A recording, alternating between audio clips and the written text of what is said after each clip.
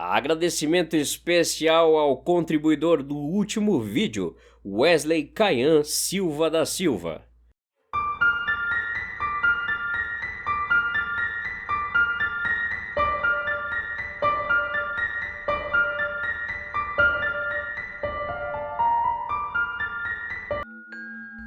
A mente humana é a máquina mentirosa mais sofisticada do universo. Nós passamos a vida inteira acreditando no que nossos olhos veem. Mas quem estuda a neurologia sabe, a visão, na verdade, é só uma previsão. Nosso cérebro adivinha o que deveria estar ali com base no hábito, na rotina e na lógica, e apenas usa os olhos para confirmar essa previsão. Quando seu cérebro começa a falhar, ele não desliga. Ele simplesmente continua inventando a imagem para preencher o vazio, para te manter calmo, enquanto o sistema entra em colapso.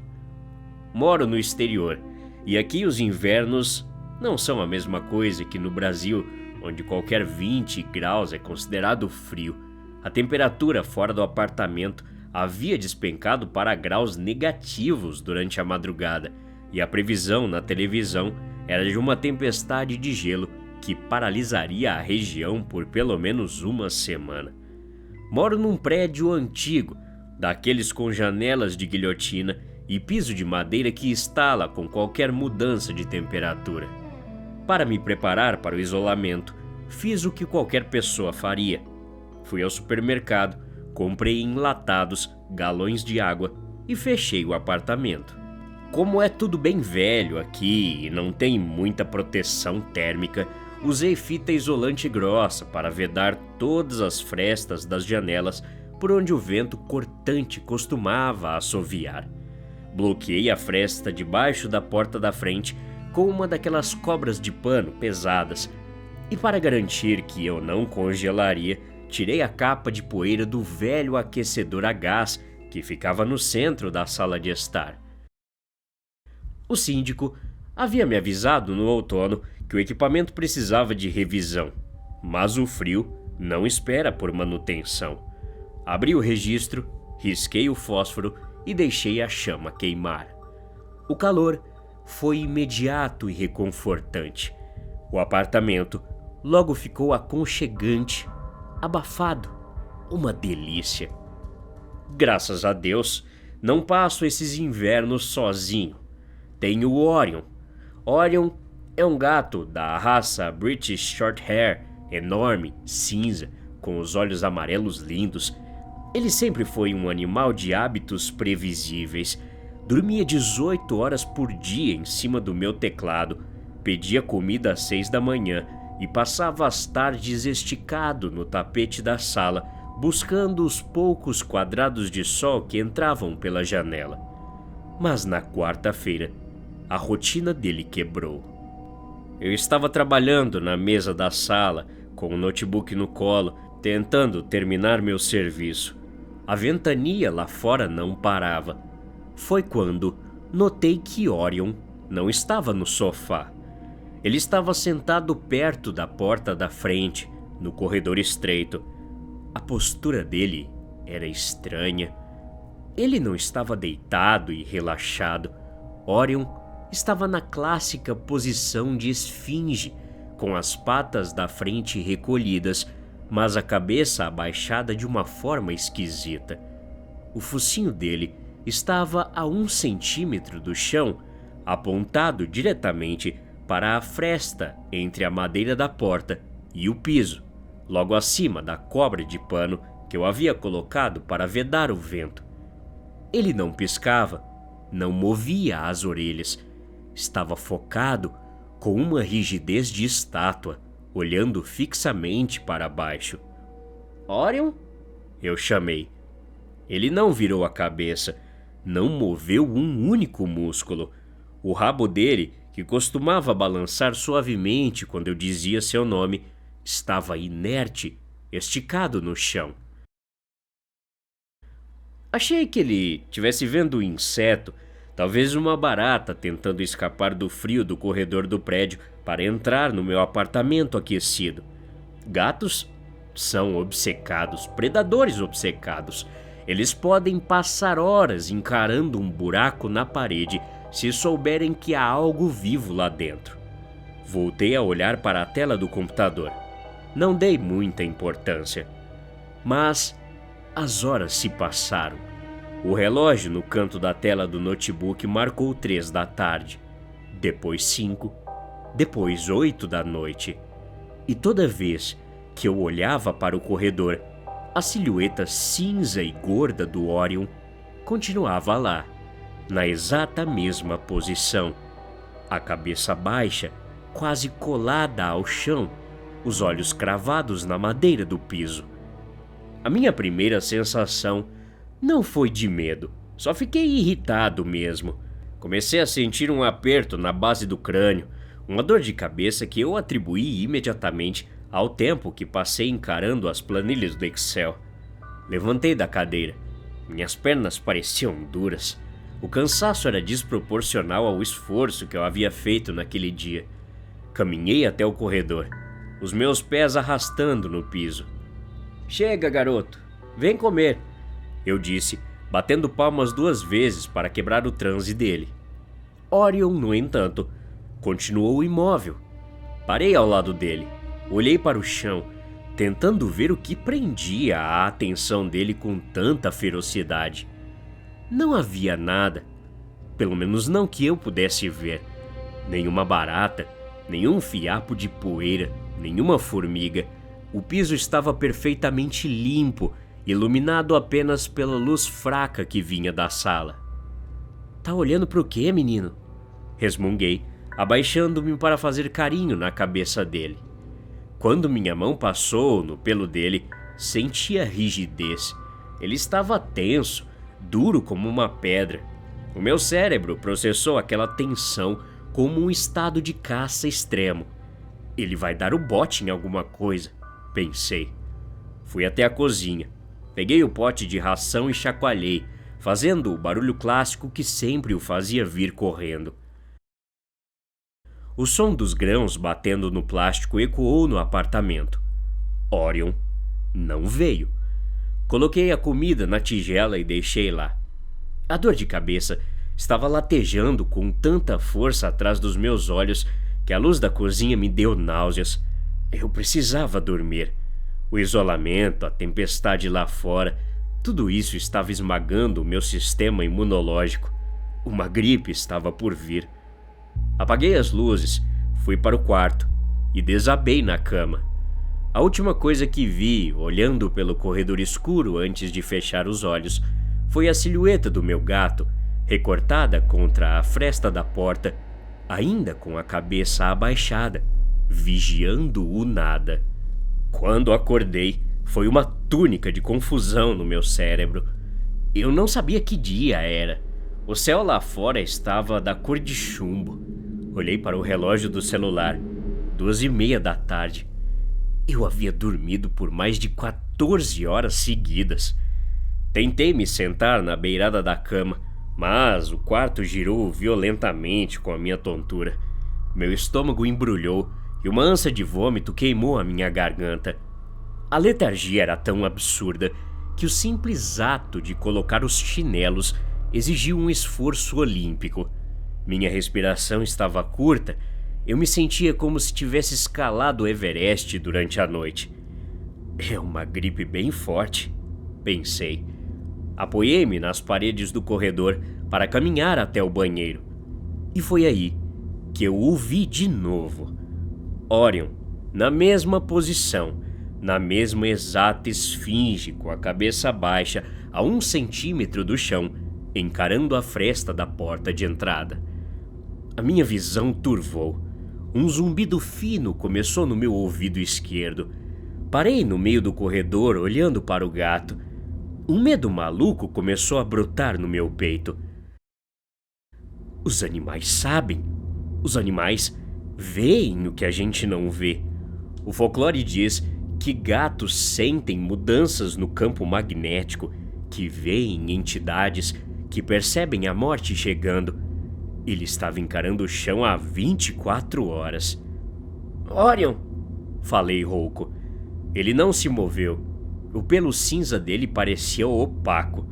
Tentei dar um passo em direção a ele, mas meu pé falhou. O joelho dobrou e eu caí de lado, batendo o ombro na parede. A dor mal registrou no meu cérebro anestesiado. Eu fiquei ali, esparramado no piso, olhando para a tigela de ração da cozinha. Estava vazia. O meu cérebro começou a trabalhar. A tigela está vazia. Ele comeu. Eu não o vi comer porque eu estava dormindo. Ele deve ter ido até a cozinha, comido a ração, bebido água e voltado para a porta. Que gato teimoso! Como eu vi a tigela vazia, a minha mente instantaneamente criou uma memória fantasma. Eu de repente lembrei de ter escutado o barulho dele mastigando os grãos secos durante a madrugada. Me convenci de que tinha ouvido os passos dele no piso. O delírio estava começando a tapar os buracos da minha realidade. Arrastei-me até a cozinha, respirando fundo. Apoiei-me no balcão e enchi um copo de água na torneira. A água desceu rasgando, mas não tirou o rosto ruim da minha língua. Peguei o saco de ração, enchi a tigela de novo. Olhei para a porta. A figura cinza de Orion continuava lá. A dor de cabeça martelava agora bem no centro da minha testa. A minha visão periférica estava se fechando. Tudo ao redor das bordas dos meus olhos parecia estar piscando. Voltei para o sofá da sala e desabei. Eu fechei os olhos, derrotado pela fraqueza muscular, e apaguei novamente. O pesadelo que tive durante esse segundo desmaio foi feito de fragmentos claustrofóbicos. Eu sonhei que estava no fundo de uma piscina, com os pulmões queimando, tentando nadar para a superfície, mas a água era densa. Eu tentava gritar, mas apenas bolhas saíam da minha boca. Acordei assustado. Ou melhor, o meu cérebro tentou me acordar assustado, mas o meu corpo não obedeceu à ordem de pular do sofá. Os meus braços estavam paralisados. As minhas pernas não respondiam. Fiquei deitado de barriga para cima, os olhos encarando. O pânico de não conseguir me mover acelerou os meus batimentos cardíacos. O zumbido no meu ouvido tinha mudado. Não era mais um simples zumbido. Era um som baixo, um ronronar. O som preenchia a sala inteira, ecoando nas paredes. Era o ronronar do Orion, mas estava alto demais, distorcido como o motor de um caminhão em marcha lenta vibrando debaixo do piso. Aos poucos, a paralisia foi cedendo. Consegui mover os dedos das mãos, depois o pescoço. Rolei a cabeça no travesseiro do sofá e olhei para o corredor. A escuridão já havia tomado conta do apartamento. Devia ser noite de novo. Quantas horas eu perdi? 2 dias? 3? Eu não sabia mais. Na penumbra, iluminado apenas pelo brilho amarelado do aquecedor a gás no centro da sala, eu o vi. A silhueta estática, a cabeça baixa. O gato ainda não havia saído da porta. No entanto, o som do ronronar dele continuava preenchendo o ar. Como ele poderia estar ronronando se estava naquela posição ainda? Como o som estava tão alto se ele estava a 10 metros de distância? O meu cérebro processou aquele som como a prova irrefutável de que Orion estava bem e apenas obcecado por uma fresta no chão. Ele tá ronronando, tudo bem, eu que tô doente. Balbuciei para a sala vazia. Eu precisava de ajuda. Percebi que não conseguia levantar. A fraqueza não era de uma gripe. Havia algo muito mais de errado comigo.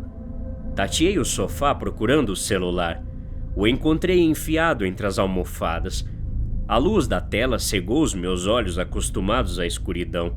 O brilho pareceu perfurar a minha retina. O visor mostrava, sexta-feira, 9h14 da noite. Eu estava deitado ali, desde a tarde de quarta, e nem me lembrava de ter comido ou bebido água. Desbloqueei a tela. Eu precisava ligar para o síndico, para a emergência, para qualquer pessoa.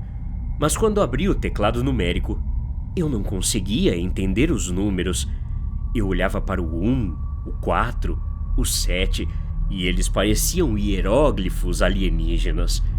Eu não sabia qual botão apertar para chamar uma ambulância. Eu não sabia qual era o número da minha própria mãe. O meu cérebro havia desaprendido a linguagem em menos de 48 horas. O celular escorregou da minha mão, caindo no tapete. Eu ia morrer naquele sofá, de uma doença misteriosa, e o meu gato ia ficar ali encarando a porta até morrer de fome. O ronronar continuava alto, aquele som reconfortante, mas grotescamente amplificado. Fechei os olhos, concentrei-me no som. Pum, pum, pum. A cortina do delírio se abriu por uma fração de segundo. O ronronar não vinha do corredor. O som estava dentro da minha própria cabeça. O ritmo que eu estava ouvindo não era o gato, era o fluxo do meu próprio sangue bombeando através das artérias do meu ouvido interno. Eu estava ouvindo o meu próprio coração lutar para bater, lento, arrastado, falhando. Eu precisava sair do sofá. Com um urro abafado de dor, eu rolei para fora do sofá, caindo de joelhos no tapete áspero. O chão estava quente, mais quente do que deveria. Eu levantei a cabeça, ofegante, e olhei para o centro da sala. O aquecedor a gás estava trabalhando na potência máxima. Eu o havia ligado na terça e nunca mais desliguei, mantendo as janelas trancadas e seladas com fita isolante. O meu olhar fixou-se na grade de ferro do aquecedor, por onde a chama era visível. A chama não estava azul. Ela estava dançando de forma errática.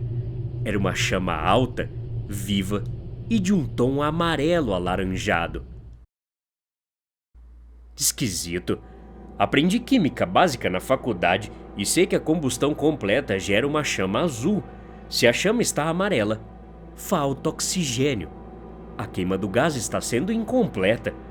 E a combustão incompleta num ambiente fechado gera um gás silencioso que não tem cheiro, não tem cor, não tem gosto e não irrita as vias respiratórias. Monóxido de carbono.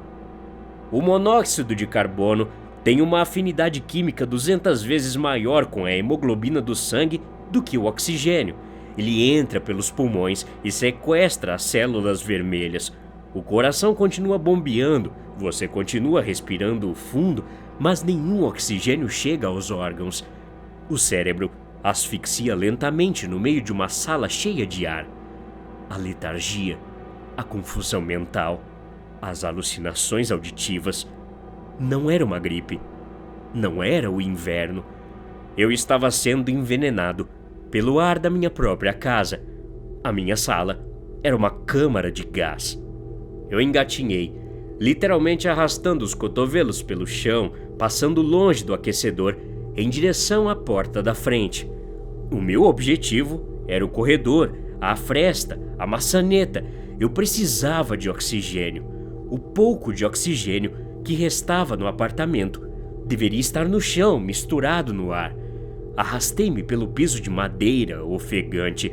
A minha visão estava tão estreita que eu só enxergava como se estivesse olhando por um tubo de papelão. Aproximei-me da porta de entrada. Aproximei-me da silhueta cinza e gorda de Orion. À medida que eu engatinhava na direção dele, a minha mente projetou um movimento. Eu vi as orelhas dele se mexerem. Eu vi o corpo dele tensionar, pronto para dar o bote na fresta da porta. "Orion, sai da frente!" Eu balbuciei, erguendo um dos braços pesados para afastá-lo do caminho. Eu precisava alcançar a maçaneta da porta de madeira acima dele. A minha mão encontrou o pelo dele. E foi aí que o último fio da mentira que o meu cérebro sustentava arrebentou, estilhaçando minha sanidade no chão do corredor. O pelo não estava apenas frio, o corpo de Orion estava rígido, e óbvio que não era tensão para dar um bote. Eu não recolhi a mão, o choque me fez acariciar o rosto dele. A cabeça Não estava abaixada porque ele estava olhando para a fresta, focando no inseto ou num fantasma. A cabeça estava abaixada, porque o pescoço havia quebrado a tensão muscular quando ele desmaiou. Gatos são animais menores, com um ritmo cardíaco e respiratório muito mais acelerado que o nosso. O corpo deles processa o ar do ambiente de forma muito mais rápida. O monóxido de carbono encheu a sala e Orion foi o primeiro a sentir. Ele tentou fugir. Ele procurou instintivamente o único lugar da casa que ainda tinha uma corrente minúscula de ar limpo vindo de fora. A fresta, debaixo da porta da frente, que eu havia bloqueado parcialmente com o pano. Ele deitou ali na posição de esfinge, encostando o focinho mais perto possível do chão, tentando sugar o oxigênio que esgueirava pelas dobras do tecido. Ele lutou em silêncio, e enquanto eu trabalhava, cego pela minha dor de cabeça, achando que ele estava caçando algo no rodapé, Orion estava asfixiando. Ele morreu ali mesmo, e ficou ali. O meu gato estava morto há dias, e eu passei as últimas horas conversando e fazendo carinho num cadáver que eu não conseguia enxergar. Agarrei a maçaneta da porta de entrada, usando o corpo rígido de Orion como alavanca. A fechadura estava travada com 2 voltas. Eu não conseguia ver direito a tranca, eu não conseguia lembrar para que lado a chave girava. A minha mão batia no metal em pânico, girando para um lado, para o outro. A chave quebrou no meio do cilindro. Metade do metal caiu no chão. A minha saída estava destruída. O corredor do apartamento não tinha janelas. Caí de costas, virando o rosto para cima, ofegante. Eu não ia conseguir engatinhar de volta para a sala para tentar quebrar uma janela com o meu peso atual. Eu não tinha força para levantar um copo, muito menos uma cadeira. Deitado ali, ao lado do meu gato que eu falhei em proteger, o meu campo de visão finalmente começou a fechar, escurecendo nas bordas, até sobrar apenas um túnel estreito e cinzento. A chama do aquecedor a gás brilhava ao longe, alaranjada, amarela. O zumbido no meu ouvido voltou, o falso ronronar do meu gato, o som do meu coração bombeando sangue morto para um cérebro desligando. Virei o pescoço até o meu nariz encostar no pelo duro de Orion. O monóxido de carbono é gentil no seu fim. Ele não queima a garganta, ele não causa convulsões violentas, ele simplesmente convence o seu corpo de que está tudo bem, envolvendo a sua mente até você parar de lutar, até os seus olhos cravarem no chão e você esquecer por que estava tentando se levantar. A fresta da porta soprava um fio microscópico e invisível de vento gelado no meu rosto. Eu inclinei a cabeça um pouco mais para baixo, colando a testa no piso de madeira fria, encostando o meu nariz, exatamente onde Orion estava olhando.